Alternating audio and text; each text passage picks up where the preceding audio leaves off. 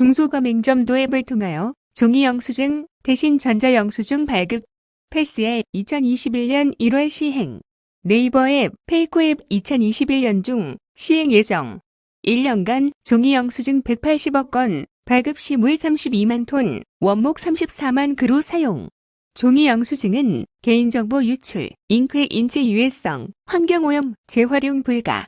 내년부터 전자영수증 본격 시행 시사점. 우리는 꽤 오랫동안 종이영수증을 써왔습니다. 정확하지는 않지만 자동 발급 종이영수증 사용은 신용카드가 본격적으로 사용되기 시작하면서가 아닐까 생각됩니다. 전자영수증 발급이 내년부터 시작되는 것은 현재 우리나라 ICT 발전 수준을 고려하면 다소 늦은 감이 있습니다. 즉, 정부에서 추진하고 있는 통합 전자영수증 플랫폼이 그렇게 고난도의 기술을 요구하는 것은 아니라는 생각이 들기 때문입니다. 올해 2월 전자영수증 송신이 가능하도록 하는 부가가치세법 개정이 있었다는 것은 그전에는 종이영수증의 심각성을 별로 제기하지 않았다는 반증입니다. 이토록 우리나라는 세계 10대 수출국, OECD 가입국, 인터넷 속도, 세계 1위 등 많은 훈장 등과는 달리 사회적인 이슈의 해결이나 선진국이 상위를 점하고 있는 사회적 지표 등에서는 매우 뒤처져 있습니다. 이러한 현상은 왜 그럴까요? 저의 개인적인 생각은 우리나라 국민의 다수는 아직도 먹고 살기에 급급해서 공공이익, 환경보호, 선진화된 사회 시스템 등에 별로 관심이 없습니다. 따라서 국회의원은 물론이고 행정부에서도 위와 같은 사안들은 이슈화를 시킬 필요성을 못 느끼는 것입니다. 그것보다는 국민들의 시선을 사로잡을 수 있는 직관적인 이슈를 선점하여 표나 지지를 얻어내고 있습니다.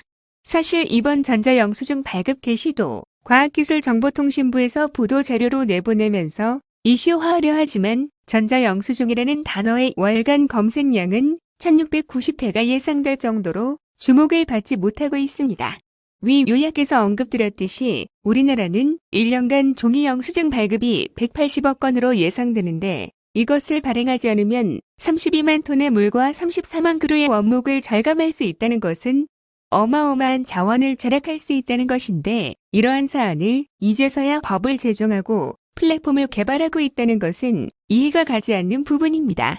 늦었지만 다행히도 내년 1월부터 패스앱을 통하여 시행을 한다고 하니까 정부는 국민들에게 적극 홍보하여 거의 모든 국민이 사용할 수 있도록 해야 할 것입니다.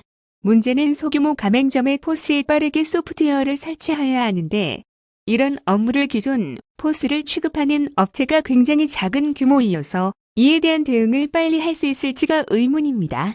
아울러 중소가맹점 1000곳을 대상으로 먼저 소프트웨어 업그레이드를 한다고 하는데 이는 자칫 국민들의 기대는 모아놓고 정작 시행은 더디게 진행되어 혼란만 초래할 수도 있다는 우려를 안 할 수가 없습니다.